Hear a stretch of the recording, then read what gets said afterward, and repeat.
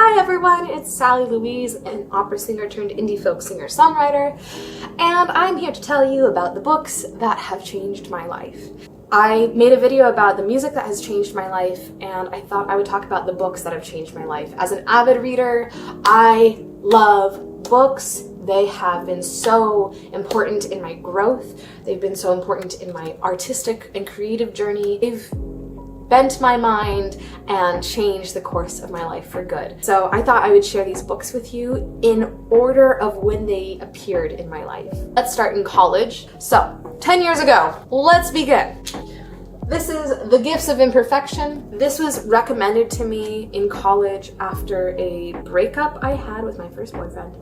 And my voice teacher recommended this to me, saying it was life-changing for him and that he thought it would be really helpful for me to help process what I was going through. It is something that I continually refer back to over and over and over again over the years. In fact, I think I'm due for another reread of this. But Brene Brown, the author of this book, is prolific. You've probably heard of her by now. I was astounded by the knowledge, the honesty, and the relatability of this book. She talks about shame quite a lot. In fact, that's a big part of her career. And I think that's something that in college was so heavy on my mind, was feeling ashamed, constantly people-pleasing. And when I got broken up with, I was going through kind of my own shame spiral, wondering what was wrong with me when really nothing was. I just needed to work through my own blocks with this book. So wholehearted living has changed my life.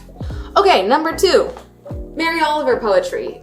This is kind of a cheat because she has so many poetry books, but these are the 2 that I own that I love. It's her New and Selected Poems Volume 2 and 1,000 Mornings. This is such a sweet one. This is the first Mary Oliver poetry book that I ever got, and it's kind of a book that helped me get through some serious depressive episodes in my life, because it reminded me of the beauty of the world and the beauty of nature, and that even when things are bleak, there is beauty, there is aliveness, there's reason to be alive. And the way she says it is so nurturing and lovely. This poetry volume I got towards the end of college, and I was so inspired by some of the poems in here that I based my entire senior recital around the poems that I pulled from this. What is there beyond knowing?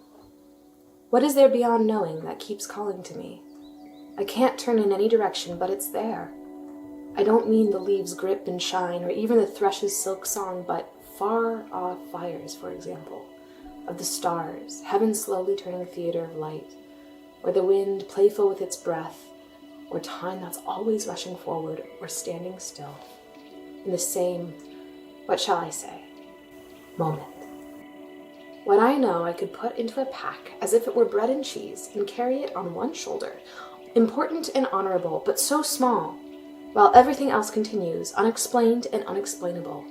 How wonderful it is to follow a thought quietly to its logical end. I've done this a few times, but mostly I just stand in the dark field in the middle of the world, breathing in and out. Life so far doesn't have any other name but breath and light, wind and rain. If there's a temple, I haven't found it yet. I simply go on drifting in the heaven of the grass and the weeds. So yeah, Mary Oliver's the shit. Alright, this is Eat, Pray, Love. This is the, I think a European cover. I got this when I was living in Berlin.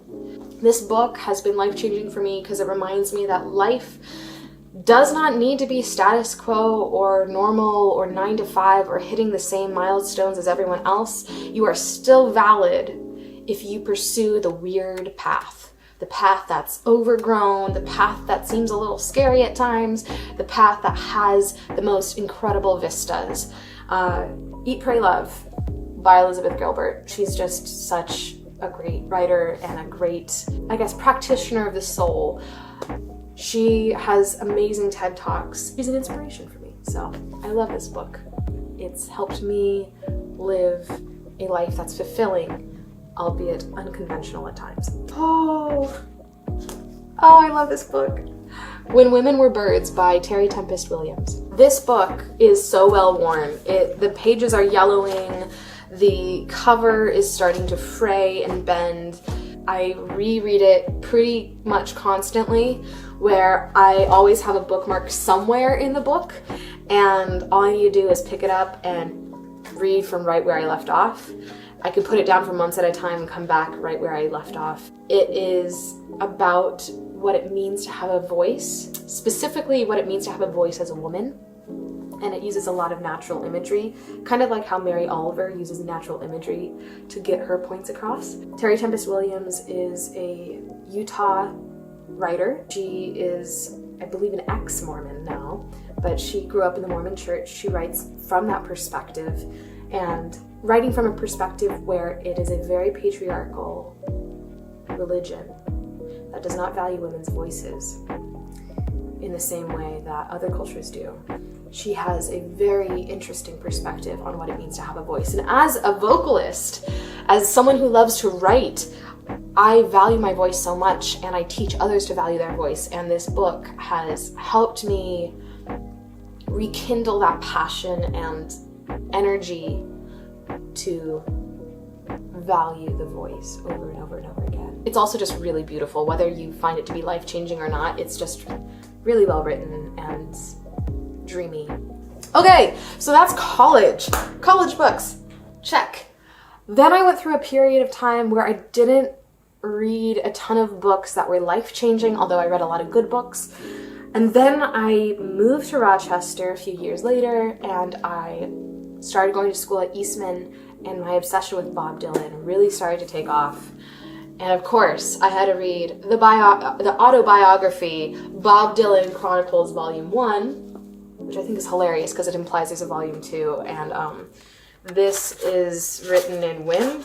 2004. And it is almost 20 years later, no Volume 2 in sight. So I think it's just a funny joke that Bob Dylan has played on us all. Thank you, Bob. This book taught me that even my favorite songwriters, one of the most prolific songwriters in the world, also gets writer's block, also loses momentum, and also lives a multifaceted and interesting life outside of music. And I think giving your idols a layer of humanness is life-changing, because they become less like idols and more like creative colleagues. Fast forward a year and a half from when I dropped out of school, and I was finally freelance on my own, and I started to realize a lot of my inner demons were coming out. So I started doing a lot of introspection and a lot of inner work on facing my demons and bettering myself and growing as a person. And this book was a huge guiding factor in that, and it was life-changing, and I highly recommend everyone read this multiple times throughout your life. I've read it twice in the last year and meditated on it, and it's been profound. This is The 7 Spiritual Laws of Success by Deepak Chopra, and it is so good. And I mean, I always love listening to Deepak Chopra's meditations on like Spotify, but reading the book was the real deal. Every single word is important. No space in this book is wasted. Go get yourself a copy and read it. That is all I have to say about that. I'm still technically reading this book, but it's The Artist's Way by Julia Cameron. This book is incredible. I am on week 11 of 12. It is a handbook, a 12-week course, and it is all about unlocking and rediscovering your creativity. And I can say without a doubt, even though I haven't finished it yet, it is life-changing. Life-changing. Completely and utterly life-changing. I have been more creative since starting this book. I have changed my life by getting rid of a lot of relationships, a lot of jobs, a lot of opportunities and things that just weren't serving me anymore, and attracting and bringing in the things that do serve me, the things that are fulfilling, the people that are fulfilling, and it's made my life so much better, and I can't wait to see the long-term effects of this book as well. But I want you to know that you should read this book. It is so good. And that about sums it up. Those are the books that have changed my life and continue to change my life. I've reread and continue to reread many of those books. It would be so cool to know what books have changed your life for the better. Please drop them down below. I'm always looking for new reading material, and I would also just like to talk about books. So talk about books with me. Drop your favorites down below or your life-changing books down below. I want to know. And I'll see you next time.